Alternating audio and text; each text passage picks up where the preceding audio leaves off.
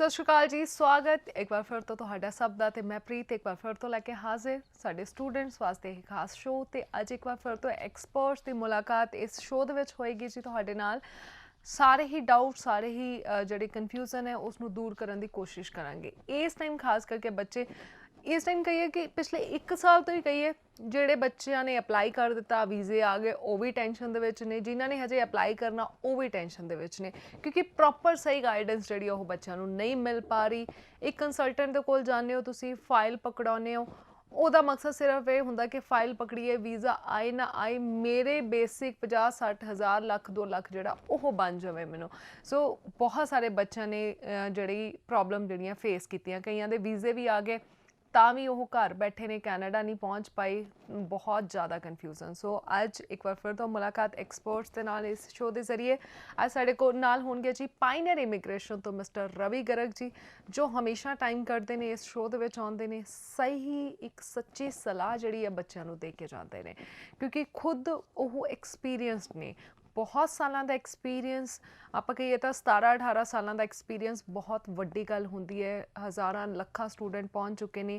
ICCRC member ने खास करके जो कि हमेशा तुहानूं इस शो के असीं जरिए दसिया और खुद कनेडियन रेजिडेंट भी ने, उत्थे रहिंदे ने, हुण भी कहिए पिछले साल भी वो कैनेडा दे विच रह के आए ने। प्रॉपर जड़ां दी जिहड़ी आपां कह सकदे उन्हां नूं नॉलेज हैगी। सो सब तो पहला वेलकम है सर।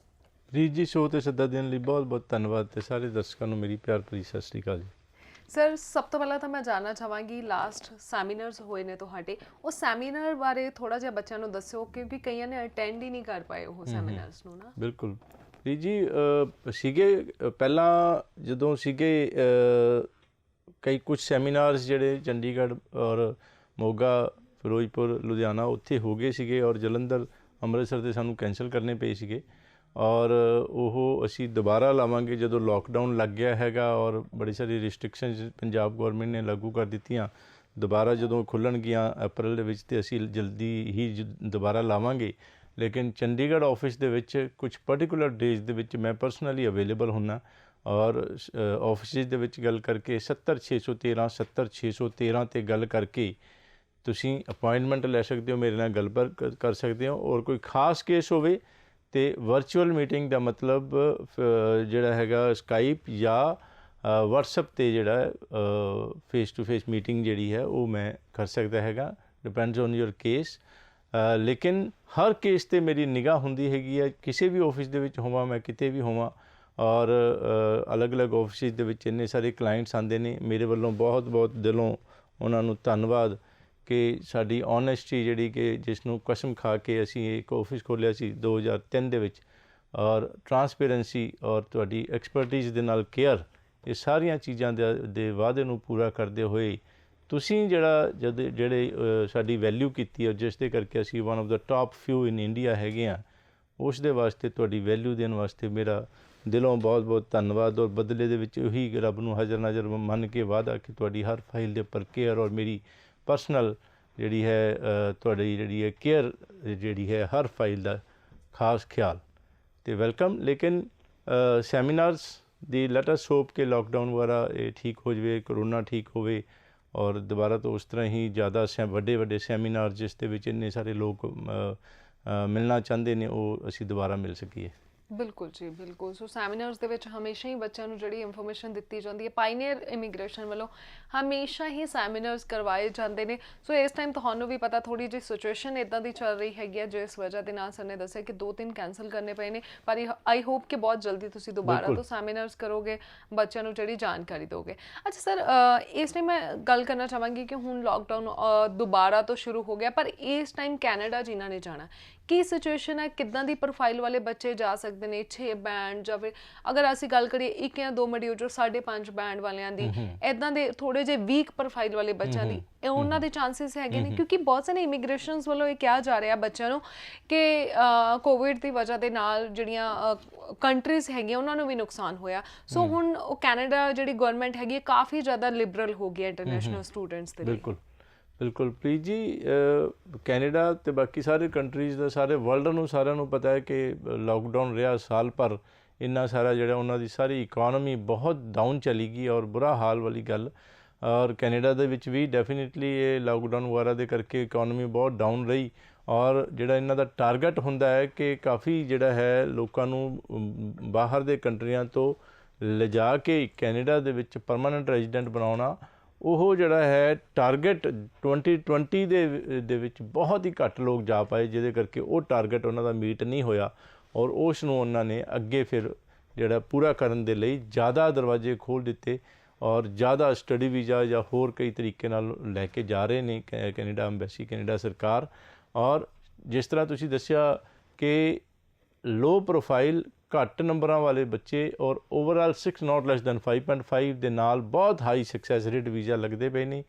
ਲੇਕਿਨ ਅਗਰ ਓਵਰਆਲ 6 ਨੇ 2 ਦੇ ਵਿੱਚ 5.5 ਨੇ ਤੇ ਵੀਜ਼ਾ ਸਕਸੈਸ ਰੇਟ ਲੋ ਆਏਗਾ। ਬੈਟਰ ਹੈਗਾ ਤੁਸੀਂ ਅਵੋਇਡ ਕਰੋ, ਨਾ ਫਾਈਲ ਲਾਓ ਔਰ ਦੁਬਾਰਾ 1 2 3 ਵਾਰ ਦੇ ਕੇ ਔਰ ਆਈਲੈਟਸ ਜਿਹੜਾ ਹੈਗਾ ਅਕੈਡਮਿਕ ਦੁਬਾਰਾ ਦੇ ਕੇ ਤੁਸੀਂ ਬੈਟਰ ਸਕੋਰ ਦੇ ਨਾਲ ਇੱਕ ਦੇ ਵਿੱਚ ਅਗਰ 5.5 ਨੇ ਓਵਰਆਲ 6, ਇੱਕ ਦੇ ਵਿੱਚ 5.5 ਤੇ ਫਿਰ ਕੋਈ ਪ੍ਰੋਬਲਮ ਨਹੀਂ, ਬਹੁਤ ਹਾਈ ਸਕਸੈਸ ਰੇਟ। ਜਿਨ੍ਹਾਂ ਨੂੰ ਆਈਲੈਟਸ ਦੇ ਵਿੱਚ ਪ੍ਰੋਬਲਮ ਹੈਗੀ ਹੈ, ਬਾਈ ਦ ਵੇ ਆਈਲੈਟਸ ਜਨਰਲ 10 ਵਿੱਚੋਂ ਇੱਕ ਕਾਲਜ, ਕੋਈ ਕਾਲਜ 10 ਵਿੱਚੋਂ ਇੱਕ ਆਈਲੈਟਸ ਜਨਰਲ ਵੀ ਲੈ ਲੈਂਦਾ ਹੈਗਾ। ਅਗਰ ਅਕੈਡਮਿਕ ਨਹੀਂ ਆ ਰਹੇ ਤਾਂ ਤੁਸੀਂ ਜਨਰਲ ਦੇ ਵਿੱਚ ਟਰਾਈ ਕਰ ਸਕਦੇ ਹੋ ਜਾਂ PTE ਔਰ ਟੋਫਲ ਵੀ ਐਕਸੈਪਟਡ ਨੇ ਅੰਬੈਸੀ ਵੱਲੋਂ। ਔਰ ਜਿਹੜਾ ਜਨਰਲ ਹੈਗਾ ਆਈਲੈਟਸ ਦਾ, ਇਹ ਕਾਲਜਿਸ ਤਾਂ ਸਾਰੇ ਨਹੀਂ ਐਕਸੈਪਟ ਕਰਦੇ, ਲੇਕਿਨ ਅੰਬੈਸੀ ਅਗਰ 6 ਚ ਹੈਗੇ ਨੇ ਤੇ ਅੰਬੈਸੀ ਉਸ ਨੂੰ ਐਕਸੈਪਟ ਕਰਦੀ ਹੈਗੀ ਹੈ। ਇਸ ਗੱਲ ਦਾ ਧਿਆਨ ਬੜੇ ਸਾਰੇ ਸਟੂਡੈਂਟਸ ਨੂੰ ਮੈਂ ਐਡਵਾਈਜ਼ ਕਰ ਦਿੰਦਾ ਉਹਨਾਂ ਆਈਲੈਟਸ ਜਨਰਲ, ਅਲੱਗ-ਅਲੱਗ ਪ੍ਰੋਫਾਈਲ, ਅਲੱਗ-ਅਲੱਗ ਸਿਚੁਏਸ਼ਨਸ ਹੁੰਦੀਆਂ ਨੇ। ਮੈਂ ਐਡਵਾਈਜ਼ ਕਰਦਾ ਆਈਲੈਟਸ ਜਨਰਲ ਤੇ ਆਮ ਤੌਰ ਤੇ ਉਹਨਾਂ ਦੇ ਵਿੱਚ ਇਹ ਆਉਂਦਾ, ਉਹਨਾਂ ਦੇ ਜਿਹੜਾ ਹੈ ਕਮੈਂਟਸ ਆਉਂਦੇ ਨੇ ਕਿ ਆਈਲੈਟਸ ਜਨਰਲ ਤਾਂ PR ਵਾਸਤੇ ਹੁੰਦਾ, ਲੇਕਿਨ ਇਹ ਐਕਸਪਰਟੀਜ਼ ਦੀ ਗੱਲ ਹੈਗੀ ਆ। ਕੈਨੇਡਾ ਜਿਸ ਤਰ੍ਹਾਂ ਪਹਿਲਾਂ ਵੀ ਗੱਲ ਕਰਦੇ ਹਾਂ ICCRC ਮੈਂਬਰ ਔਰ ਲੇਟੈਸਟ ਅਪਡੇਟਸ ਦੇ ਨਾਲ ਜਾਣੂ ਰੱਖਦੀ ਹੈਗੀ ICCRC ਕੈਨੇਡਾ ਅੰਬੈਸੀ, ਅਤੇ ਇਹ ਇੱਕ ਮੰਤਰ ਜਾਂ ਐਕਸਪਰਟੀਜ਼ ਦੀ ਗੱਲ ਹੈਗੀ ਆ ਕਿ ਅੰਬੈਸੀ ਜਿਹੜੀ ਹੈ ਕੈਨੇਡਾ ਦੀ, ਇਹ ਆਈਲੈਟਸ ਜਨਰਲ ਵੀ ਲੈ ਲੈਂਦੀ ਹੈ। ਅਸੀਂ ਬਹੁਤ ਸਾਰੇ ਵੀਜ਼ੇ ਲਏ ਆ, PTE ਟੋਫਲ ਦੇ ਨਾਲ ਵੀ ਬਹੁਤ ਸਾਰੇ ਵੀਜ਼ੇ ਲਏ ਆ, ਕੋਈ ਪ੍ਰੋਬਲਮ ਨਹੀਂ। ਅਤੇ ਲੇਕਿਨ of course IELTS is preferred, PTE TOEFL ਵਗੈਰਾ ਤੋਂ ਆਈਲੈਟਸ ਜਿਹੜੀ ਹੈ ਪ੍ਰੈਫਰਡ ਹੈਗੀ ਹੈ, ਤਾਂ ਕਿ SDS ਕੈਟੇਗਰੀ ਇੱਕ ਹੈਗੀ ਹੈ ਉਸ ਦੇ ਵਿੱਚ ਫਾਈਲ ਲਾ ਸਕੀਏ। ਔਰ ਤੁਸੀਂ ਆਪਣਾ ਪ੍ਰੋਫਾਈਲ ਉਹੀ ਹੁੰਦਾ ਹੈ ਕਿ ਅਲੱਗ-ਅਲੱਗ ਤੁਸੀਂ ਤੁਹਾਡੀ ਪ੍ਰੀਵੀਅਸ ਐਜੂਕੇਸ਼ਨ ਕੀ ਹੈ, ਮਾਰਕਸ ਕਿੰਨੇ ਨੇ, ਤੁਹਾਨੂੰ ਕੋਰਸ ਕਿਹੜਾ ਲੈਣਾ ਹੈਗਾ, ਤੁਹਾਡੇ ਰਿਲੇਟਿਵ ਫਰੈਂਡਸ ਵਗੈਰਾ ਰਹਿੰਦੇ ਨੇ ਉੱਥੇ ਜਾਣਾ ਚਾਹੁੰਦੇ ਹੋ, ਜਾਂ ਜਿੱਥੇ PR ਹੈਗੀ ਹੈ ਉੱਥੇ ਜਾਣਾ ਚਾਹੁੰਦੇ ਹੈਗੇ ਹੋ, ਉੱਥੇ ਦੇ ਕਾਲਜਿਸ ਦੀ ਰਿਕੁਆਇਰਮੈਂਟਸ ਕੀ ਹੈਗੀਆਂ ਨੇ, ਉਹਨਾਂ ਦੇ ਟੋਫਲ ਵਗੈਰਾ PTE ਐਕਸੈਪਟ ਕਰਦੇ ਨੇ ਜਾਂ ਨਹੀਂ, ਕਿੰਨਾ ਸਕੋਰ ਚਾਹੀਦਾ ਹੈਗਾ। ਬਹੁਤ ਸਾਰੀਆਂ ਚੀਜ਼ਾਂ ਜਿਹੜੀਆਂ ਡਿਸਕਸ ਕਰਨ ਵਾਲੀਆਂ ਹੁੰਦੀਆਂ ਨੇ ਔਰ ਤੁਸੀਂ ਸਾਡੇ ਆਫਿਸਿਸ ਦੇ ਵਿੱਚ ਜਾ ਕੇ ਕਾਉਂਸਲਰ ਨੂੰ ਮਿਲ ਕੇ ਜਾਂ ਮੈਨੇਜਰ ਨੂੰ ਮਿਲ ਕੇ ਇਹ ਸਾਰਾ ਜਿਹੜਾ ਹੈ ਤੁਹਾਡਾ ਰਿਕੁਆਇਰਮੈਂਟਸ ਜਿਹੜੀਆਂ ਡਿਸਕਸ ਕਰ ਸਕਦੇ ਹੋ ਜੀ। ਜੀ ਅੱਛਾ ਸਰ, ਹੁਣ ਮੈਂ ਰਿਫਿਊਜ਼ਲ ਕੇਸਿਸ ਦੀ ਵੀ ਗੱਲ ਕਰਨਾ ਚਾਹਾਂਗੀ ਨਾ। ਬਹੁਤ ਸਾਰੇ ਬੱਚਿਆਂ ਨੇ ਰਿਫਿਊਜ਼ਲ ਫੇਸ ਕੀਤੀ ਹੈ ਇਸ ਸਿਚੁਏਸ਼ਨ ਦੇ ਵਿੱਚ, ਉਹਨਾਂ ਦੇ ਹੁਣ ਕੀ ਚਾਂਸਸ ਨੇ, ਔਰ ਖਾਸ ਕਰਕੇ AIP ਤੋਂ ਬਾਅਦ ਵੀ ਬਹੁਤ ਸਾਰੇ ਬੱਚਿਆਂ ਦੀ ਰਿਫਿਊਜ਼ਲ ਆਈ ਹੈ। ਬਿਲਕੁਲ ਪ੍ਰੀਤ ਜੀ, ਤੁਸੀਂ ਇਹ ਬੜਾ ਵਧੀਆ ਪੁਆਇੰਟ ਚੱਕਿਆ ਹੈਗਾ। AIPs ਆ ਗਈਆਂ ਕੁਝ ਸਟੂਡੈਂਟਸ ਦੀ ਅਪਰੂਵਲ ਇਨ ਪ੍ਰਿੰਸੀਪਲ ਫਸਟ ਸਟੇਜ ਦੀ, 2 ਸਟੇਜ ਜਦੋਂ ਹਾਲੇ ਬਾਇਓਮੈਟ੍ਰਿਕਸ ਨਹੀਂ ਚੱਲੇ ਸੀਗੇ ਔਰ VFS ਬੰਦ ਸੀਗੇ, ਉਦੋਂ ਕੈਨੇਡਾ ਅੰਬੈਸੀ ਨੇ ਅਪਰੂਵਲਸ 2 ਸਟੇਜ ਦੇ ਵਿੱਚ ਦੇ ਦਿੱਤੀਆਂ ਸੀਗੀ। ਇੱਕ ਫਸਟ ਸਟੇਜ ਨੂੰ ਕਹਿ ਦਿੱਤਾ ਸੀ AIP ਅਪਰੂਵਲ ਇਨ ਪ੍ਰਿੰਸੀਪਲ। ਉਹ ਲੱਗਣ ਤੋਂ ਬਾਅਦ AIP ਆਉਣ ਤੋਂ ਬਾਅਦ ਲੱਗਦਾ ਇਹ ਸੀ ਤੁੱਕ ਇਹ ਹੈਗਾ ਕਿ ਸਿਰਫ ਬਾਇਓਮੈਟ੍ਰਿਕਸ ਦੀ ਅਗਰ ਪ੍ਰੋਬਲਮ ਹੋਵੇ, ਦਾ ਮਤਲਬ ਅਗਰ ਕੋਈ ਕ੍ਰਿਮੀਨਲ ਟਾਈਪ ਦਾ ਬੰਦਾ ਹੈਗਾ ਔਰ ਉਸ ਦੀ ਫਿੰਗਰ ਪ੍ਰਿੰਟਿੰਗ ਦੇ ਵਿੱਚ ਨੁਕਸ ਆਇਆ ਤੇ ਉਸ ਦਾ ਰਿਫਿਊਜ਼ ਹੋਣਾ ਚਾਹੀਦਾ ਸੀ, ਅਦਰਵਾਈਜ਼ ਨਹੀਂ ਹੋਣਾ ਚਾਹੀਦਾ ਸੀ। ਲੇਕਿਨ ਇਸ ਗੱਲ ਦਾ ਕਿਸੇ ਨੂੰ ਨਹੀਂ ਪਤਾ ਕਿ ਕੈਨੇਡਾ ਅੰਬੈਸੀ ਨੇ ਕਿਉਂ ਇਹ ਕੀਤਾ ਕਿ AIPs ਦੇ ਬਾਅਦ ਵੀ ਬਾਇਓਮੈਟ੍ਰਿਕਸ ਹੋਏ ਲੇਕਿਨ ਕ੍ਰਿਮੀਨਲ ਰਿਕਾਰਡ ਨਹੀਂ ਸੀਗਾ, ਉਸ ਦੇ ਬਾਵਜੂਦ AIPs ਦਾ ਤੋਂ ਬਾਅਦ ਰਿਫਿਊਜ਼ਲਸ ਕੀਤੀਆਂ ਕੁਝ ਸਟੂਡੈਂਟਸ ਦੀਆਂ। ਆਫਕੋਰਸ ਘੱਟ ਸੀਗੀਆਂ, 2-3-4%, 100 ਦੇ ਵਿੱਚੋਂ 2-3% ਦੀਆਂ। ਲੇਕਿਨ ਬੜੇ ਘਬਰਾ ਗਏ ਕਿ ਅਪਰੂਵਲ ਤੋਂ ਬਾਅਦ ਕੀ ਇਹ ਕਿਉਂ ਰਿਫਿਊਜ਼ਲ ਆ ਗਈ। ਔਰ ਕਿਉਂਕਿ ਅਸੀਂ ਐਕਸਪਰਟ ਹੈਗੇ ਹਾਂ 2003 ਤੋਂ ਕੰਮ ਇੰਨਾ ਜ਼ਿਆਦਾ, ਔਰ ਅਸੀਂ ਇਹੋ ਜਿਹੇ ਕੇਸਿਸ ਦੀ ਅੰਬੈਸੀ ਦੇ ਵਿੱਚ ਦੁਬਾਰਾ ਫਾਈਲ ਲਾ ਕੇ ਗੱਲਬਾਤ ਕੀਤੀ ਔਰ ਜ਼ਿਆਦਾਤਰ ਦੇ ਵੀਜ਼ੇ ਆ ਗਏ। ਬਹੁਤ ਇਹ ਅੱਛੀ ਖਬਰ ਹੈਗੀ ਹੈ। ਔਰ ਇਸੇ ਤਰੀਕੇ ਨਾਲ ਪ੍ਰੀਤ ਜੀ, ਜਿੰਨੇ ਵੀ ਰਿਫਿਊਜ਼ਡ ਕੇਸਿਸ ਹੁੰਦੇ ਨੇ ਉਸ ਦੇ ਵਿੱਚ ਕਾਰਨ ਹੁੰਦੇ ਨੇ। ਅਗਰ ਗ੍ਰੈਜੂਏਟ ਨੂੰ ਪੋਸਟ ਗ੍ਰੈਜੂਏਟ ਵਿੱਚ ਹੀ ਜਾਣਾ ਚਾਹੀਦਾ ਹੈ, ਅਗਰ ਉਸ ਨੂੰ ਪੋਸਟ ਸੈਕੰਡਰੀ ਪ੍ਰੋਗਰਾਮ ਦਿੱਤਾ, ਦੈਟ ਮੀਨਸ ਕਿ ਉੱਪਰ ਦਾ ਕੋਰਸ ਦੇਣ ਦੀ ਬਜਾਏ ਥੱਲੜੇ ਲੈਵਲ ਦਾ ਕੋਰਸ ਦੇ ਦਿੱਤਾ, ਇਟ ਮੇਕ ਸੈਂਸ ਦਾ ਮਤਲਬ ਕਿ ਬਣਦਾ ਹੀ ਹੈਗਾ ਕਿ ਉਹ ਰਿਫਿਊਜ਼ਲ ਹੋਏਗੀ, ਉਸ ਦੇ ਚਾਂਸਿਸ ਹੋਣਗੇ। ਇਸੇ ਤਰੀਕੇ ਨਾਲ ਮੰਨ ਲਓ +2 ਕਾਮਰਸ ਕੀਤਾ ਬੱਚੇ ਦੇ, ਬਿਜ਼ਨਸ ਅਕਾਊਂਟੈਂਸੀ ਹੈਗਾ, ਬਿਜ਼ਨਸ ਦੇ ਵਿੱਚ ਚੰਗੇ ਨੰਬਰ ਨੇ, ਅਕਾਊਂਟੈਂਸੀ 'ਚ ਨੰਬਰ ਘੱਟ ਨੇ, ਅਤੇ ਜਿਹੜਾ ਪ੍ਰੋਫੈਸ਼ਨਲ ਨੇ, ਜਿਹੜਾ ਆਪਣਾ ਕੰਸਲਟੈਂਟ ਨੇ, ਏਜੰਟ ਨੇ, ਤੁਹਾਡਾ ਜਿਹੜਾ ਅਕਾਊਂਟੈਂਸੀ ਨੰਬਰ ਘੱਟ ਨੇ, ਅਕਾਊਂਟੈਂਸੀ ਦਾ ਕੋਰਸ ਅੱਗੇ ਵਾਸਤੇ ਦੇ ਕੇ ਭੇਜ ਦਿੱਤਾ। ਸੋ ਪੋਸਟ ਸੈਕੰਡਰੀ ਕੋਰਸ 12ਵੀਂ ਤੋਂ ਬਾਅਦ ਵਾਲਾ ਹਾਇਰ ਲੈਵਲ ਦਾ ਕੋਰਸ ਅਕਾਊਂਟੈਂਸੀ ਦੇ ਵਿੱਚ ਕਿਵੇਂ ਕਰੇਗਾ ਅਗਰ 12ਵੀਂ ਦੇ ਵਿੱਚ ਹੀ ਬੱਚੇ ਦੇ ਨੰਬਰ 50% ਤੋਂ ਘੱਟ ਨੇ।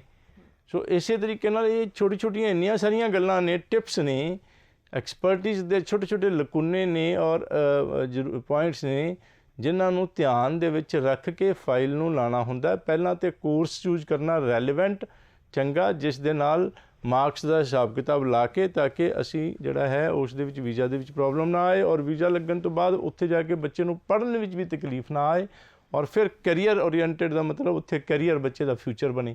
ਸੋ ਇਹ ਸਾਰੀਆਂ ਜਿਹੜੀਆਂ ਚੀਜ਼ਾਂ ਦਾ ਧਿਆਨ ਰੱਖਣਾ ਹੁੰਦਾ ਹੈਗਾ। ਔਰ ਅਗਰ ਕਿਤੇ ਕੋਰਸ ਚੂਜ਼ ਕਰਨ ਦੇ ਵਿੱਚ ਸਭ ਤੋਂ ਪਹਿਲਾ ਜਿਹੜਾ ਸਟੈਪ ਹੁੰਦਾ ਗਲਤੀ ਹੋਈ ਤਾਂ ਰਿਫਿਊਜ਼ਲ। ਸੋ ਇਹ ਕਾਰਨਾਂ ਕਰਕੇ ਜਦੋਂ ਰਿਫਿਊਜ਼ਲਾਂ ਆਉਂਦੀਆਂ ਨੇ ਅਤੇ ਜਦੋਂ ਸਾਡੇ ਕੋਲ ਸਟੂਡੈਂਟਸ ਆਉਂਦੇ ਨੇ, ਅਸੀਂ ਉਸ ਦਾ ਕਾਰਨ ਦੇਖ ਕੇ, ਔਰ ਇਹ ਵੀ ਹੁੰਦਾ ਕਿ ਜਿਹੜੀ ਰਿਫਿਊਜ਼ਲ ਲੈਟਰ ਆਉਂਦੀ ਹੈਗੀ ਹੈ ਉਹ ਇੱਕ ਜਨਰਲ ਹੈਗੀ ਹੈ। ਮੰਨ ਲਓ 1000 ਦੇ ਵਿੱਚੋਂ 200-300 ਸਟੂਡੈਂਟਸ ਦੀ ਪੰਜਾਬ ਦੇ ਵਿੱਚ ਰਿਫਿਊਜ਼ਲ ਹੋਈ, ਅਤੇ ਉਹ ਸਾਰੀਆਂ ਚਿੱਠੀਆਂ 300 ਇਕੱਠੀਆਂ ਕਰ ਲਈ ਆਪਾਂ, ਸਾਰੀਆਂ ਸੇਮ ਹੋਣਗੀਆਂ। ਸੋ ਉਸ ਤੋਂ ਪਤਾ ਨਹੀਂ ਲੱਗਦਾ, ਉਹ ਇੱਕ ਜਨਰਲ ਲੈਟਰ ਹੁੰਦੀ ਹੈ, ਕੰਪਿਊਟਰ ਦੇ ਵਿੱਚ ਫੀਡ ਹੁੰਦੀ ਹੈ। ਨਾਂ ਚੇਂਜ ਕੀਤਾ ਵੀਜ਼ਾ ਅਫੀਸਰ ਨੇ, ਇੰਨਾ ਟਾਈਮ ਨਹੀਂ ਹੁੰਦਾ, ਨਾਮ ਚੇਂਜ ਕੀਤਾ ਅਤੇ ਪ੍ਰਿੰਟ ਕੀਤਾ ਅਤੇ ਉਹ ਤੁਹਾਨੂੰ ਭੇਜ ਦਿੱਤੀ ਬਾਈ ਈਮੇਲ, ਅਤੇ ਉਹ ਜਿਹੜਾ ਹੈਗਾ ਉਸ ਦੇ ਵਿੱਚੋਂ ਪਤਾ ਨਹੀਂ ਲੱਗ ਪਾਉਂਦਾ। ਹਾਲਾਂਕਿ ਸਾਡਾ ਇੰਨਾ ਲੰਬਾ ਐਕਸਪੀਰੀਅੰਸ ਹੈ, ਸਾਨੂੰ ਪਤਾ ਹੈ ਕਿ ਗ੍ਰੈਜੂਏਟ ਨੂੰ ਪੋਸਟ ਗ੍ਰੈਜੂਏਟ ਨਹੀਂ ਦਿੱਤਾ, ਪੋਸਟ ਸੈਕੰਡਰੀ ਦਿੱਤਾ ਤਾਂ ਰਿਫਿਊਜ਼ਲ ਹੋਣੀ ਸੀਗੀ। ਇਸ ਤਰੀਕੇ ਨਾਲ ਜਿਹੜੀ ਪਹਿਲਾਂ ਗੱਲਾਂ ਹੋਈਆਂ, ਅਤੇ ਇਹ ਜਿਹੜੀਆਂ ਇਹ ਸਾਰੀਆਂ ਚੀਜ਼ਾਂ, ਇਹ ਇੱਕ ਕੇਪਸ ਨੋਟਸ ਹੁੰਦੇ ਨੇ, GCMS ਨੋਟਸ ਕਹਿ ਦਿੰਦੇ ਆ, ਉਹ ਵੀ ਅਸੀਂ ਅਪਲਾਈ ਕਰ ਸਕਦੇ ਹਾਂ ਕੈਨੇਡਾ ਅੰਬੈਸੀ ਦੇ ਵਿੱਚ। ਅੰਦਰੋਂ ਨਿਕਲਦੇ ਨੇ, ਇਹ ਦੇਖਿਆ ਜਾਂਦਾ ਹੈ ਕਿ ਵੀਜ਼ਾ ਅਫੀਸਰ ਦੇ ਦਿਮਾਗ ਦੇ ਵਿੱਚ ਕੀ ਸੀਗਾ ਜਿਸ ਨੂੰ ਸੋਚ ਕੇ ਉਸਨੇ ਰਿਫਿਊਜ਼ਲ ਕੀਤੀ ਸੀਗੀ। ਹੋ ਸਕਦਾ ਤੁਹਾਡੇ ਕੰਸਲਟੈਂਟ ਨੇ ਕੋਈ ਜ਼ਰੂਰੀ ਡਾਕੂਮੈਂਟ ਨਹੀਂ ਲਾਏ, ਕੋਈ ਫਾਰਮ ਨਹੀਂ ਭਰਿਆ ਪ੍ਰੋਪਰਲੀ, ਜਾਂ ਕੋਈ ਇਨਫੋਰਮੇਸ਼ਨ ਗਲਤ ਭਰ ਦਿੱਤੀ, ਅਤੇ ਉਸ ਦੇ ਕਾਰਨ ਵੀ ਡੈਫੀਨੇਟਲੀ ਜੇ ਪ੍ਰੋਪਰ ਫਾਈਲ ਨਹੀਂ ਲੱਗੀ ਤਾਂ ਰਿਫਿਊਜ਼ਲ ਹੋਣ ਦੇ ਚਾਂਸ ਹੋਣਗੇ। ਉਹ ਵੀ ਆਪਾਂ ਕਢਾ ਸਕਦੇ ਹਾਂ, ਤਕਰੀਬਨ ਕੋਈ ਮਹੀਨਾ ਦੇ ਕਰੀਬ ਲੱਗਦਾ ਹੈਗਾ। ਲੇਕਿਨ ਫਰੋਮ ਐਕਸਪੀਰੀਅੰਸ ਜਦੋਂ ਇਹੋ ਜਿਹੇ ਰਿਫਿਊਜ਼ਡ ਕੇਸਿਸ ਆਉਂਦੇ ਨੇ, ਉਹਨਾਂ ਦੀ ਕਰੈਕਸ਼ਨਸ ਕਰਕੇ, ਠੀਕ ਕਰਕੇ, ਉਹਨਾਂ ਦਾ ਅਸੀਂ ਜਦੋਂ ਫਾਈਲ ਦੁਬਾਰਾ ਅੰਬੈਸੀ ਵੀ ਚਲਾਉਂਦੇ ਹੈਗੇ ਹਾਂ, ਅਤੇ ਮੋਸਟ ਆਫ ਦ ਕੇਸਿਸ ਦੇ ਵੀਜ਼ੇ ਆਉਂਦੇ ਹੈ। We are lucky. ਅੱਛਾ ਹੈਗਾ, ਇਹ ਇੱਕ ਚੰਗੀ ਖਬਰ ਹੈਗੀ ਹੈ ਕਿ 3-3, 4-4 ਰਿਫਿਊਜ਼ਲਸ ਤੋਂ ਬਾਅਦ ਅਸੀਂ ਵੀਜ਼ੇ ਲੈਂਦੇ ਹੈਗੇ ਹਾਂ, ਕੋਈ ਪ੍ਰੋਬਲਮ ਨਹੀਂ ਹੁੰਦੀ। ਔਰ ਜ਼ਿਆਦਾਤਰ ਕੇਸਿਸ ਦੇ ਵਿੱਚ ਸਾਡੀ ਫੀਸ ਜਿਹੜੀ ਫਰੈਸ਼ ਕੇਸਿਸ ਤੋਂ ਬਿਲਕੁਲ ਵੀ ਨਹੀਂ ਹੈਗੀ। ICCRC ਮੈਂਬਰ ਹੋਣ ਦੇ ਬਾਵਜੂਦ, ਕੈਨੇਡਾ ਅੰਬੈਸੀ ਦੀ ਵੈਬਸਾਈਟ 'ਤੇ ਨਾਮ ਹੋਣ ਦੇ ਬਾਵਜੂਦ, 2003 ਤੋਂ ਤੁਹਾਡੀਆਂ 100% ਓਨੈਸਟ, ਟਰਾਂਸਪੇਰੈਂਟ ਪਰਸਨਲ ਕੇਅਰ, ਰੱਬ ਨੂੰ ਹਾਜ਼ਰ ਨਾਜ਼ਰ ਮੰਨ ਕੇ ਇੰਨੀ ਖਿਆਲ ਕਰਨ ਦੇ ਬਾਵਜੂਦ ਸਾਡੀ ਜਿਹੜਾ ਕੈਨੇਡੀਅਨ ਕਾਲਜਿਸ, ਇੰਸਟੀਚਿਊਟਸ, ਯੂਨੀਵਰਸਿਟੀਜ਼ ਦੇ ਅਸੀਂ ਡਾਇਰੈਕਟ ਆਥੋਰਾਈਜ਼ਡ ਰਿਪਰੈਜ਼ੈਂਟੇਟਿਵ ਹੈਗੇ ਹਾਂ, ਜਿਸ ਦੇ ਕਰਕੇ ਸਾਡੇ ਆਫਿਸਿਸ ਦੇ ਖਰਚੇ ਇਹ ਜਿਹੜੇ ਕਾਲਜਿਸ, ਯੂਨੀਵਰਸਿਟੀਜ਼ ਦਿੰਦੇ ਨੇ। ਔਰ ਇਸ ਕਰਕੇ ਤੁਹਾਡੇ ਕੋਲੋਂ ਅਸੀਂ ਕੰਪਨੀ ਫੀਸ, ਅਸੀਂ ਆਪਣੇ ਜਿਹੜੇ ਪ੍ਰੋਫੈਸ਼ਨਲ ਚਾਰਜਿਸ ਨਹੀਂ ਲੈਂਦੇ, ਸਾਡੇ ਜਿਹੜੇ ਖਰਚੇ ਨੇ ਕਾਲਜ, ਯੂਨੀਵਰਸਿਟੀਜ਼ ਦਿੰਦੇ ਨੇ। ਸੋ ਵੈਲਕਮ ਇੰਨੀ ਹਾਈ ਲੈਵਲ, ਤਾਂ ਕਿ ਇਹ ਵੀ ਇਸ ਕਰਕੇ ਕੀਤੀਆਂ, ਜ਼ਿਆਦਾਤਰ ਕੰਪਨੀਆਂ 10, 20, 50 ਹਜ਼ਾਰ ਲੈਂਦੀਆਂ ਨੇ, ਲੇਕਿਨ ਅਸੀਂ ਇਸ ਕਰਕੇ ਕੀਤਾ ਕਿ ਜੋ ਅਫੋਰਡ ਨਹੀਂ ਕਰਦੇ ਉਹਨਾਂ ਨੂੰ ਸਾਡੀਆਂ ਚੰਗੀਆਂ ਐਕਸਪਰਟ ਸੇਵਾਵਾਂ ਤੋਂ ਵਾਂਝਾ ਨਾ ਰਹਿਣਾ ਪਵੇ। ਸੋ ਵੈਲਕਮ। ਰਿਫਿਊਜ਼ਡ ਕੇਸਿਸ ਬਹੁਤ ਜ਼ਿਆਦਾ ਕੇਅਰ ਮੰਗਦੇ ਨੇ, ਮੇਰੀ ਖਾਸ ਤੌਰ 'ਤੇ ਪਰਸਨਲ ਕੇਅਰ ਦੇ ਵਿੱਚ ਹੁੰਦੇ ਨੇ, ਅਤੇ ਥੋੜ੍ਹੀ ਜਿਹੀ ਫੀਸ ਹੁੰਦੀ ਹੈਗੀ ਹੈ। ਲੇਕਿਨ ਅਗਰ ਰਿਫਿਊਜ਼ਡ ਹੈਗਾ, ਤੁਹਾਡਾ ਕੇਸ ਰਿਫਿਊਜ਼ ਹੋ ਗਿਆ, ਕੋਈ ਚਿੰਤਾ ਕਰਨ ਦੀ ਜ਼ਰੂਰਤ ਨਹੀਂ। ਵੈਲਕਮ। ਸਾਡੇ ਆਫਿਸਿਸ ਦੇ ਵਿੱਚ ਜਾ ਕੇ 70613 70613 'ਤੇ ਕਾਲ ਕਰਕੇ, ਨੇੜਲੇ ਆਫਿਸ ਦਾ ਫ਼ੋਨ ਨੰਬਰ ਲੈ ਕੇ, ਉੱਥੇ ਕਾਉਂਸਲਰ ਨਾਲ ਗੱਲ ਕਰਕੇ ਜਾਂ ਮਿਲ ਕੇ ਆਪਣਾ ਜਿਹੜਾ ਸਲਿਊਸ਼ਨ ਦੇਖ ਲਓ ਕਿ ਕਿਸ ਤਰ੍ਹਾਂ ਤੁਹਾਡਾ ਵੀਜ਼ਾ ਲੱਗਣ ਦੇ ਚਾਂਸ ਹੋਣਗੇ। ਔਰ ਉਸ ਤੋਂ ਬਾਅਦ ਮੇਰੀ ਦੇਖ ਰੇਖ ਦੇ ਵਿੱਚ ਰੱਬ ਨੂੰ ਜਿਹੜਾ ਅਰਦਾਸ ਕਰਕੇ ਵੀਜ਼ਾ ਲਵਾਂਗੇ ਜੀ। ਬਿਲਕੁਲ ਜੀ, ਬਿਲਕੁਲ। ਬਹੁਤ ਸਾਰੇ ਬੱਚਿਆਂ ਨੇ ਰਿਫਿਊਜ਼ਲ, ਜਿਵੇਂ ਅਸੀਂ ਬਾਰ-ਬਾਰ ਕਹਿੰਦੇ ਹਾਂ, ਕੰਸਲਟੈਂਟ ਗਲਤ ਕਈ ਵਾਰ ਤੁਸੀਂ ਚੂਜ਼ ਕਰ ਲੈਂਦੇ ਹੋ। ਸੋ ਇੱਕ ਵਾਰੀ ਜੇ ਗਲਤੀ ਹੋ ਗਈ, ਰਿਫਿਊਜ਼ਲ ਆ ਗਈ, ਹੁਣ ਦੁਬਾਰਾ ਉਹ ਗਲਤੀ ਨਾ ਕਰੋ। ਹੁਣ ਦੇਖ ਪਰਖ ਕੇ ਆਪਣੇ ਕੰਸਲਟੈਂਟ ਨੂੰ ਚੂਜ਼ ਕਰੋ ਜਿਸ ਨੂੰ ਨੌਲੇਜ ਹੋਵੇ, ਜਿਸ ਨੂੰ ਐਕਸਪੀਰੀਅੰਸ ਹੋਵੇ। ਜਿਵੇਂ ਹੁਣ ਅਸੀਂ ਗੱਲ ਕਰੀਏ ਕੈਨੇਡਾ ਅੰਬੈਸੀ ਦੀ ਵੈਬਸਾਈਟ ਤੇ ਜਾਓਗੇ ਤੁਹਾਨੂੰ ਉਸ ਦਾ ਨਾਮ, ਕੰਪਨੀ ਦਾ ਨਾਮ ਸਭ ਮਿਲ ਜਾਏਗਾ, ਕਿਉਂਕਿ ICCRC ਮੈਂਬਰ ਨੇ, ਕੈਨੇਡਾ ਦੇ ਵਿੱਚ ਖੁਦ ਰਹਿ ਕੇ ਆਉਂਦੇ ਨੇ, ਪੂਰੀ ਨੌਲੇਜ ਹੈਗੀ ਹੈ। ਸੋ ਅੱਗੇ ਤੋਂ ਗਲਤੀ ਨਾ ਹੋਵੇ। ਹੁਣ ਸਹੀ ਕੰਸਲਟੈਂਟ ਚੂਜ਼ ਕਰਨਾ, ਰਿਫਿਊਜ਼ਲ ਆ ਗਈ ਕੋਈ ਗੱਲ ਨਹੀਂ, ਪਰੇਸ਼ਾਨ ਹੋਣ ਦੀ ਜ਼ਰੂਰਤ ਨਹੀਂ, ਦੁਬਾਰਾ ਆਪਣਾ ਜਿਹੜਾ ਵੀਜ਼ਾ ਤੁਸੀਂ ਉਹ ਅਪਲਾਈ ਕਰ ਸਕਦੇ ਹੋ। ਅੱਛਾ ਸਰ, ਹੁਣ ਜੇ ਅਸੀਂ ਗੱਲ ਕਰੀਏ ਇਹ ਟਾਈਮ ਦੀ ਗੱਲ ਕਰੀਏ ਜਦੋਂ ਤੋਂ ਕੋਵਿਡ ਜਿਹੜਾ ਉਹ ਸਟਾਰਟ ਹੋਇਆ, ਬਹੁਤ ਸਾਰੇ ਬੱਚਿਆਂ ਨੇ ਫੀਸਾਂ ਭਰੀਆਂ, ਕੈਨੇਡਾ ਤਾਂ ਜਾ ਨਹੀਂ ਪਾਏ, ਪਰ ਬਹੁਤ ਸਾਰੇ ਬੱਚਿਆਂ ਦੀਆਂ ਫੀਸਾਂ ਮਰ ਵੀ ਗਈਆਂ ਹੈ ਨਾ। ਜਿਹੜੇ ਕਾਲਜਿਸ ਸੀਗੇ, ਯੂਨੀਵਰਸਿਟੀ ਸੀਗੀਆਂ, ਉਹਨਾਂ ਨੇ ਫੀਸਾਂ ਹੀ ਵਾਪਸ ਨਹੀਂ ਕੀਤੀਆਂ, ਕਲਾਸਿਸ ਸ਼ੁਰੂ ਨਹੀਂ ਹੋਈਆਂ। ਇਸ ਬਾਰੇ ਤੁਸੀਂ ਕੀ ਕਹਿਣਾ ਚਾਹੋਗੇ? ਦੇਖੋ ਪ੍ਰੀਤ ਜੀ, ਇਹ ਜਿਹੜਾ ਹੈ ਕਰੋਨਾ ਦਾ ਟਾਈਮ ਬੜਾ ਕੰਪਲੈਕਸ ਔਰ ਕੰਪਲਿਕੇਟਡ ਜਿਹਾ ਰਿਹਾ, ਜਿਸ ਦੇ ਵਿੱਚ ਆਨਲਾਈਨ ਕਲਾਸਿਸ ਪਹਿਲੀ ਵਾਰ, ਇਸ ਤੋਂ ਪਹਿਲਾਂ ਕਦੇ ਵੀ ਕੈਨੇਡਾ ਗਵਰਨਮੈਂਟ ਨੇ, ਅੰਬੈਸੀ ਨੇ ਆਨਲਾਈਨ ਕਲਾਸਿਸ ਨੂੰ ਅਲਾਉਡ ਨਹੀਂ ਕੀਤਾ ਸੀ ਪੋਸਟ ਗ੍ਰੈਜੂਏਟ ਵਰਕ ਪਰਮਿਟ ਵਾਸਤੇ, ਔਰ ਜਾ ਕੇ ਇਨ ਕਲਾਸ ਸਟੱਡੀ ਕਰਕੇ ਹੀ ਵਰਕ ਪਰਮਿਟ ਮਿਲਦਾ ਸੀ ਸਟੂਡੈਂਟਸ ਨੂੰ। ਲੇਕਿਨ ਕਰੋਨਾ ਦਾ ਹਾਲਾਤ ਦੇ ਵਿੱਚ ਜਦੋਂ ਕਿ ਫਲਾਈਟਾਂ ਬੰਦ ਹੋ ਗਈਆਂ ਇੰਟਰਨੈਸ਼ਨਲ ਫਲਾਈਟਸ ਦੇ ਰਾਹੀਂ, ਅਤੇ ਉਹ ਬੱਚੇ ਜਾ ਨਹੀਂ ਪਾਏ, ਅਤੇ ਕੈਨੇਡਾ ਸਰਕਾਰ ਨੇ ਦਰਵਾਜ਼ੇ ਖੁੱਲ੍ਹੇ ਰੱਖਣ ਲਈ ਸਟੂਡੈਂਟਸ ਨੂੰ AIP, ਜਿਸ ਤਰ੍ਹਾਂ ਪਹਿਲਾਂ ਗੱਲ ਕੀਤੀ, ਅਪਰੂਵਲ ਇਨ ਪ੍ਰਿੰਸੀਪਲ ਦੇ ਦਿੱਤੀ। ਫਿੰਗਰ ਪ੍ਰਿੰਟਿੰਗ ਨਹੀਂ ਸੀ, ਬਾਇਓਮੈਟ੍ਰਿਕ ਨਹੀਂ ਸੀ, ਅਤੇ ਅਪਰੂਵਲ ਇਨ ਪ੍ਰਿੰਸੀਪਲ ਦੇ ਕੇ ਕਾਲਜਿਸ ਨੇ ਜ਼ਿਆਦਾਤਰ ਨੇ ਅਲਾਓ ਕਰ ਦਿੱਤਾ ਕਿ ਚਾਹੇ ਤੁਹਾਡੀ AIP ਆਈ ਹੈ, ਕਈ ਕਾਲਜਿਸ ਨੇ ਇਹ ਕਿਹਾ, ਅਤੇ ਫਿਰ ਤੁਸੀਂ ਆਨਲਾਈਨ ਕਲਾਸਾਂ ਲਾ ਸਕਦੇ ਹੋ। ਕਈਆਂ ਨੇ ਇਹ ਕਿਹਾ ਕਿ AIP ਤੋਂ ਬਗੈਰ ਵੀ ਜੇ ਤੁਹਾਡੀ ਫਾਈਲ ਅੰਬੈਸੀ ਵਿੱਚ ਲੱਗੀ ਹੋਈ ਹੈ, ਤਦ ਵੀ ਅੰਬੈਸੀ ਨੇ ਅਲਾਓ ਕਰ ਦਿੱਤਾ ਕਿ ਜਦੋਂ ਤੁਹਾਡੀ ਫਾਈਲ ਅੰਬੈਸੀ 'ਚ ਲੱਗ ਗਈ ਉਦੋਂ ਤੋਂ ਹੀ ਤੁਸੀਂ ਕਲਾਸਾਂ ਸ਼ੁਰੂ ਕਰ ਸਕਦੇ ਹੋ, ਭਾਵੇਂ ਤੁਹਾਡੀ ਅਪਰੂਵਲ ਆਈ ਜਾਂ ਨਹੀਂ ਆਈ। ਔਰ ਕਾਲਜਿਸ ਨੇ ਜ਼ਿਆਦਾਤਰ ਨੇ ਇਹ ਕਹਿ ਦਿੱਤਾ ਕਿ ਤੁਹਾਡੀ ਅੰਬੈਸੀ 'ਚ ਫਾਈਲ ਲੱਗੀ ਹੋਈ ਹੈ, ਤੁਸੀਂ ਆਨਲਾਈਨ ਕਲਾਸਾਂ ਸ਼ੁਰੂ ਕਰ ਲਓ, ਔਰ ਅਗਰ ਕਿਸੇ ਟਾਈਮ 'ਤੇ ਰਿਫਿਊਜ਼ਲ ਆ ਗਈ ਤੇ ਤੁਹਾਡੇ ਪੈਸੇ ਵਾਪਸ ਹੋ ਜਾਣਗੇ। ਸੋ ਪੁਆਇੰਟ, ਪ੍ਰੋਬਲਮ ਦੀ ਗੱਲ ਇਹ ਹੈ ਕਿ ਅੱਡ ਕਾਲਜਿਸ ਨੇ ਅਲੱਗ-ਅਲੱਗ ਰੂਲਸ ਬਣਾਏ। ਕਈਆਂ ਨੇ ਇਹ ਕਹਿ ਦਿੱਤਾ ਕਿ ਇੰਨੀ ਤਰੀਕ ਤੱਕ ਰਿਫਿਊਜ਼ਲ ਆ ਜਾਏਗੀ ਤੇ ਇੰਨੇ % ਦੇਵਾਂਗੇ, ਇੰਨੀ ਤਰੀਕ ਤੱਕ ਰਿਫਿਊਜ਼ਲ ਆ ਜਾਏਗੀ ਤੇ ਇੰਨੇ % ਪੈਸੇ ਵਾਪਸ ਦੇਵਾਂਗੇ, ਰਿਫੰਡ ਦੇਵਾਂਗੇ।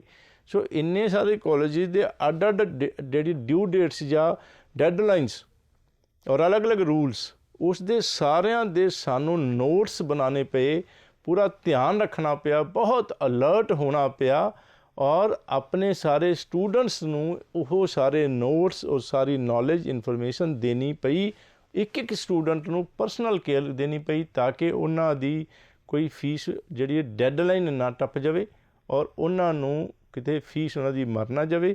ਅਗਰ ਕਿਸੇ ਕਾਲਜ ਨੇ ਇਹ ਕਿਹਾ ਕਿ ਤੁਸੀਂ ਕਲਾਸਾਂ ਲਾ ਲਓ, ਲੇਕਿਨ ਅਗਰ ਰਿਫਿਊਜ਼ ਹੋ ਗਿਆ, ਅਤੇ ਕਈ ਕਾਲਜ ਇਸ ਤਰ੍ਹਾਂ ਦੇ ਸੀ ਕਹਿੰਦੇ ਕਿ ਅਗਰ ਰਿਫਿਊਜ਼ ਹੋ ਗਿਆ ਤਾਂ ਤੁਹਾਡੀ ਫੀਸ ਮੋੜੀ ਨਹੀਂ ਜਾਏਗੀ। ਅਤੇ ਅਸੀਂ ਇਹੋ ਜਿਹੇ ਕਾਲਜਿਸ ਦੇ ਵਿੱਚ ਜਿਨ੍ਹਾਂ ਨੂੰ ਅਨਸੇਫ ਕਾਲਜ ਅਸੀਂ ਡਿਕਲੇਅਰ ਕੀਤਾ ਆਪਣੇ ਸਟੂਡੈਂਟਸ ਵਾਸਤੇ, ਔਰ ਉਹਨਾਂ ਨੂੰ ਇੰਸਟਰਕਸ਼ਨ ਦੇ ਦਿੱਤੀ ਕਿ ਇਸ ਕਾਲਜ ਦੀਆਂ ਕਲਾਸਾਂ ਆਪਾਂ ਸ਼ੁਰੂ ਨਹੀਂ ਕਰਨੀਆਂ। ਡੈਫਰਮੈਂਟ ਲੈ ਲੈਣੀ ਦਾ ਮਤਲਬ ਕਾਲਜ ਨੂੰ ਰਿਕੁਐਸਟ ਪਾ ਦਿੱਤੀ ਕਿ ਅਸੀਂ ਇਸ ਇਨਟੇਕ ਵਾਸਤੇ ਨਹੀਂ ਕਲਾਸਾਂ ਲਾਵਾਂਗੇ, ਅਗਲੇ ਇਨਟੇਕ ਦੇ ਵਿੱਚ ਕਲਾਸਾਂ ਲਾਵਾਂਗੇ, ਅਤੇ ਸਾਨੂੰ ਅਗਲੇ ਇਨਟੇਕ ਦੇ ਵਿੱਚ, ਨੈਕਸਟ ਇਨਟੇਕ ਦੇ ਵਿੱਚ ਸੀਟ ਦੇ ਦਿੱਤੀ ਜਾਵੇ। ਸੋ ਉਹ ਜਿਹੜੀ ਹੈ, ਇਹ ਸਾਰੀਆਂ ਜਿਹੜੀਆਂ ਕੁਛ ਗੱਲਾਂ ਮੈਂ ਦੱਸੀਆਂ ਨੇ, ਇਹ ਐਕਸਪਰਟੀਜ਼ ਨੂੰ ਯੂਜ਼ ਕਰਕੇ ਅਸੀਂ ਆਪਣੇ ਸਟੂਡੈਂਟਸ ਨੂੰ ਫੀਸਾਂ ਮਰਨ ਤੋਂ ਬਚਾਇਆ। ਲੇਕਿਨ ਜਿਸ ਤਰ੍ਹਾਂ ਪਹਿਲਾਂ ਗੱਲ ਹੁੰਦੀ ਹੈ ਕਿ ਸਾਰੇ ICCRC ਮੈਂਬਰ ਨਹੀਂ ਹੈਗੇ, ਪੜ੍ਹੇ ਲਿਖੇ ਨਹੀਂ ਹੈਗੇ, ਔਰ ਫਿਰ ਪਰਸਨਲ ਕੇਅਰ ਜਿਹੜੀ ਇਮੋਸ਼ਨਸ ਦੇ ਨਾਲ ਹੁੰਦੀ ਹੈ, ਜਦੋਂ ਅਸੀਂ ਕਿਸੇ ਦੀ ਕਦਰ ਕਰਦੇ ਹਾਂ, ਪ੍ਰਵਾਹ ਕਰਦੇ ਹਾਂ ਕਿ ਅਗਲੇ ਦੀ ਫੀਸ ਮਰ ਜਾਣੀ 4 ਲੱਖ 8 ਲੱਖ, ਅਤੇ ਵਿਚਾਰੇ ਬੱਚੇ ਦਾ ਕੀ ਬਣੇਗਾ। ਉਹੀ ਅਗੇਨ ਕਿ ਕਿਸੇ ਨੇ ਟੂਮਾਂ ਵੇਚੀਆਂ, ਕਿਸੇ ਨੇ ਕੁਛ ਵੇਚਿਆ, ਕਿਸੇ ਨੇ ਘਰ ਵੇਚਿਆ, ਅਤੇ ਅਗਰ ਉਹਨਾਂ ਦੀ ਵਿਚਾਰਿਆਂ ਦੀ ਫੀਸਾਂ ਮਰ ਗਈਆਂ ਤੇ ਨਾ ਸਿਰਫ ਪੈਸੇ ਮਰਨਗੇ, ਅੱਗੇ ਵਾਸਤੇ ਉਹਨਾਂ ਦਾ ਸੁਪਨਾ ਵੀ ਚਕਨਾਚੂਰ ਹੋ ਜਾਏਗਾ। ਇਹ ਚੀਜ਼ ਨੂੰ ਦਿਲ ਵਿੱਚ ਰੱਖ ਕੇ ਅਗਰ ਅਸੀਂ ਉਹਨਾਂ ਦੀ ਪਰਵਾਹ ਕੀਤੀ, ਰਾਤਾਂ ਨੂੰ ਬੈਠ ਕੇ ਉਹ ਸਾਰੇ ਰੂਲਸ ਰੈਗੂਲੇਸ਼ਨਸ ਕਾਲਜਾਂ ਦੇ ਪੜ੍ਹੇ, ਕਾਲਜਾਂ ਨਾਲ ਰਾਬਤਾ ਕੀਤਾ, ਔਰ ਉਹ ਸਾਰੇ ਇੱਕ ਸਟੂਡੈਂਟ ਦੇ ਨਾਲ ਗੱਲਬਾਤ ਕਰਨਾ ਵਾਜ਼ ਨਾਟ ਈਜ਼ੀ, ਅਤੇ ਉਹ ਸਾਰਾ ਜਿਹੜਾ ਹੈ ਧਿਆਨ ਰੱਖ ਕੇ ਬਚਾਇਆ। ਜਿਨ੍ਹਾਂ ਕੰਸਲਟੈਂਟਸ ਨੇ, ਐਕਸਪਰਟਸ ਨੇ, ਕੇਅਰਿੰਗ ਪਰਸਨਸ ਨਹੀਂ ਹੋਏ ਔਰ ਐਕਸਪਰਟਸ ਨਹੀਂ ਸੀਗੇ, ਅਤੇ ਫਿਰ ਉਹਨਾਂ ਦੀ ਫੀਸਾਂ ਮਰ ਗਈਆਂ। ਮੇਰੇ ਕੋਲ ਬਹੁਤ ਸਾਰੇ ਸਟੂਡੈਂਟਸ ਆਏ ਜਿਨ੍ਹਾਂ ਨੇ 1 ਸਾਲ ਦੀ ਫੀਸ ਭਰੀ ਸੀ 8 ਲੱਖ, ਅਤੇ ਕਿਸੇ ਦੀ 4 ਲੱਖ ਮਰ ਗਈ, ਕਿਸੇ ਦੀ 6 ਲੱਖ ਮਿਲ ਗਈ, ਕਿਸੇ ਦੀ 7 ਲੱਖ ਮਰ ਗਈ, ਔਰ ਬਹੁਤ ਜਿਹੜੀ ਹੈ ਇਹ ਮਾੜੀ ਹਾਲਤ ਵਾਲੀ ਗੱਲ ਹੋਈ। ਸੋ ਬਿਲਕੁਲ ਜੀ, ਇਸੇ ਕਰਕੇ ਬਾਰ-ਬਾਰ ਅਸੀਂ ਕੰਸਲਟੈਂਟ ਤੇ ਜ਼ੋਰ ਦਿੰਦੇ ਆ। ਜਿਵੇਂ ਤੁਸੀਂ ਦੱਸਿਆ ਆਫਲਾਈਨ ਵੀ ਗੱਲ ਹੋ ਰਹੀ ਸੀ ਕਿ ਬਹੁਤ ਜ਼ਿਆਦਾ ਮਿਹਨਤ ਕਰਨੀ ਪਈ, ਸਰ ਨੂੰ ਖੁਦ ਕਰਨੀ ਪਈ, ਜਿਹੜੇ ਬੱਚਿਆਂ ਦਾ ਡਰ ਸੀਗਾ ਕਿ ਕਿਤੇ ਫੀਸਾਂ ਨਾ ਮਰ ਜਾਣ। ਸੋ ਬਹੁਤ ਸਾਰੇ ਕੰਸਲਟੈਂਟ ਇਦਾਂ ਦੇ ਹੁੰਦੇ ਨੇ, ਠੀਕ ਹੈ ਉਹਨਾਂ ਦਾ ਤਾਂ ਕੰਮ ਹੋ ਗਿਆ, ਅੱਗੇ ਸਟੂਡੈਂਟ ਜਿੱਦਾਂ ਮਰਜ਼ੀ ਪਹੁੰਚਣ ਨਾ ਪਹੁੰਚਣ ਉਹਨਾਂ ਨੂੰ ਕੋਈ ਫਰਕ ਨਹੀਂ ਪੈਂਦਾ। ਸੋ ਤਾਂ ਹੀ ਮੇਬੀ ਇੰਨੇ ਸਾਲਾਂ ਤੋਂ ਤੁਸੀਂ ਸਰਵਾਈਵ ਕਰ ਰਹੇ ਹੋ, ਅੱਛੇ ਤਰੀਕੇ ਦੇ ਨਾਲ ਸਰਵਾਈਵ ਕਰ ਰਹੇ ਹੋ। ਸੋ ਬਹੁਤ ਜ਼ਰੂਰੀ ਹੈ ਜੀ ਕੰਸਲਟੈਂਟ ਸਹੀ ਚੂਜ਼ ਕਰਨਾ। ਸਰ ਲਾਸਟ 1-2 ਮਿੰਟ ਨੇ, ਹੁਣ ਬੱਚਿਆਂ ਨੂੰ ਕੀ ਮੈਸੇਜ ਦੇਣਾ ਚਾਹੋਗੇ? ਕਿੱਦਾਂ ਦੇ ਬੱਚੇ ਅਪਲਾਈ ਕਰਨ, ਕਦੋਂ ਪਹੁੰਚਣਗੇ? ਸੋ ਕਿੱਦਾਂ ਦੇ ਬੱਚਿਆਂ ਨੂੰ ਤੁਸੀਂ ਖਾਸ ਕਰਕੇ ਇਨਵਾਈਟ ਕਰਦੇ ਹੋ?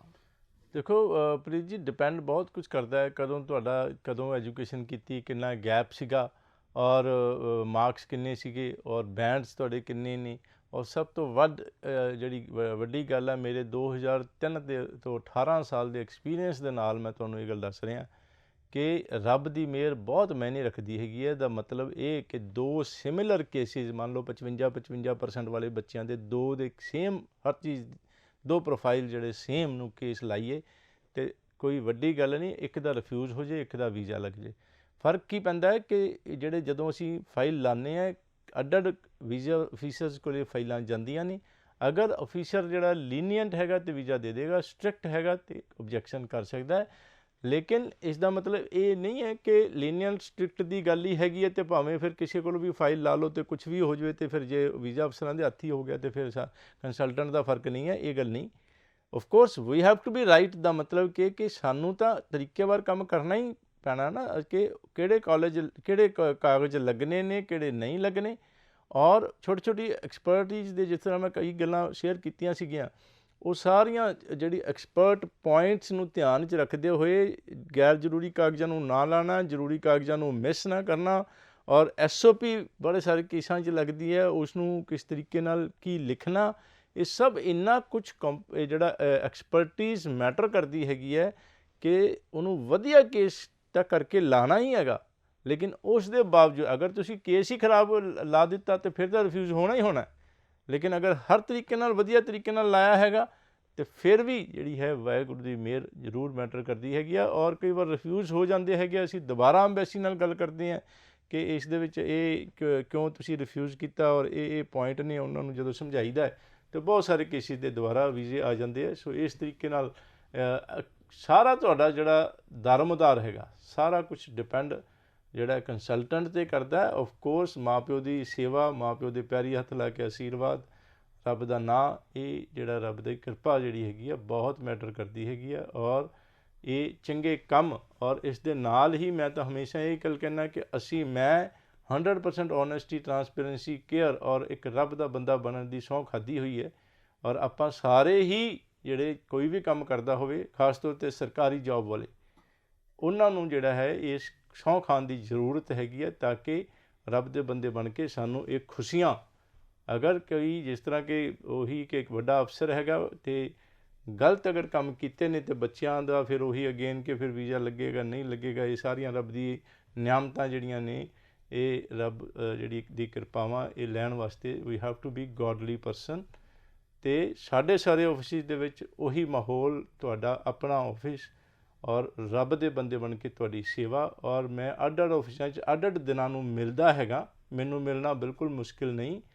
ਕਈ ਵਾਰੀ ਇਹ ਗੱਲ ਕਹਿੰਦੇ ਲੋਕ ਕਿ ਜੀ ਰਿਫਿਊਜ਼ ਹੋ ਗਿਆ, ਕਹਿੰਦੇ ਜੀ ਤੁਹਾਡੇ ਆਫਿਸ 'ਚ ਆਏ ਸੀ, ਤੁਸੀਂ ਨਹੀਂ ਸੀਗੇ, ਅਸੀਂ ਚਲੇ ਗਏ, ਅਸੀਂ ਫਲਾਣੇ ਕੋਲੋਂ ਲਵਾਤਾ, ਜੇ ਉਹਨੇ ਪੁੱਠੇ ਤਰੀਕੇ ਨਾਲ ਕੇਸ ਲਾਇਆ, ਰਿਫਿਊਜ਼ ਹੋ ਗਿਆ। ਅਤੇ ਮੈਂ ਇਹ ਗੱਲ ਕੀਤੀ ਕਿ this is not the reason ਕਿ ਮੈਂ ਨਹੀਂ ਮਿਲਿਆ ਤਾਂ ਤੁਸੀਂ ਕਿਤੇ ਚਲੇ ਗਏ। ਅਤੇ ਜਿਹੜੇ ਬੰਦੇ ਮੇਰੇ ਫੈਨ ਨੇ, ਮੈਨੂੰ ਪਿਆਰ ਕਰਦੇ ਨੇ, ਮੇਰੀ ਟਰਾਂਸਪੇਰੈਂਸੀ, ਓਨੈਸਟੀ ਦੀ ਵੈਲਿਊ ਕਰਦੇ ਨੇ, ਉਹ ਜਾਂਦੇ ਨਹੀਂ ਕਿਤੇ, ਭਾਵੇਂ ਮੇਰੇ ਬਗੈਰ ਮੇਰੇ ਆਫਿਸ ਦੇ ਵਿੱਚ ਕੇਸ ਲਵਾਉਣ, ਜਿਨ੍ਹਾਂ ਦੀ ਕੇਅਰ ਮੈਂ ਖੁਦ ਕਰਦਾ, ਭਾਵੇਂ ਉਹ ਮੈਨੂੰ ਲੱਭ ਕੇ ਕਿਤੇ ਵੀ ਮਿਲਣ, ਲੇਕਿਨ ਉਹ ਕਿਤੇ ਨਹੀਂ ਜਾਂਦੇ। ਔਰ ਉਸ ਦੇ ਬਦਲੇ ਦੇ ਵਿੱਚ ਮੇਰਾ ਤੁਹਾਡੀ 100% ਪਰਸਨਲ ਕੇਅਰ ਦਾ ਵਾਅਦਾ। ਧੰਨਵਾਦ। ਬਿਲਕੁਲ ਜੀ, ਪਾਇਨੀਅਰ ਇਮੀਗ੍ਰੇਸ਼ਨ ਦਾ ਫੇਸਬੁੱਕ ਪੇਜ, YouTube ਚੈਨਲ ਤੁਸੀਂ ਜਾ ਕੇ ਜ਼ਰੂਰ ਸਰਚ ਕਰਨਾ ਹੈ। So thank you so much sir once again. So ਇਸੇ ਦੇ ਨਾਲ ਮੈਨੂੰ ਪ੍ਰੀਤ ਨੂੰ ਤੇ ਮੇਰੇ ਨਾਲ ਰਵੀ ਗਰਗ ਜੀ ਨੂੰ ਦਿਓ ਇਜਾਜ਼ਤ। ਸਤਿ ਸ਼੍ਰੀ ਅਕਾਲ। ਸਤਿ ਸ਼੍ਰੀ ਅਕਾਲ ਜੀ। ਜੇਕਰ ਤੁਸੀਂ ਵੀ ਇਮੀਗ੍ਰੇਸ਼ਨ ਸਲਾਹਕਾਰ ਹੋ ਜਾਂ ਵੀਜ਼ਾ ਐਕਸਪਰਟ ਹੋ, ਤੁਸੀਂ ਵੀ ਸਾਡੇ ਸ਼ੋਅ ਦੇ ਵਿੱਚ ਪਾਰਟਿਸਿਪੇਟ ਕਰਨਾ ਚਾਹੁੰਦੇ ਹੋ ਤਾਂ ਸਾਨੂੰ ਕਾਲ ਕਰ ਸਕਦੇ ਹੋ। ਨੰਬਰ ਹੈ 9914400369। ਨੰਬਰ ਇੱਕ ਵਾਰ ਫਿਰ ਤੋਂ ਨੋਟ ਕਰ ਲਓ, 9914400369।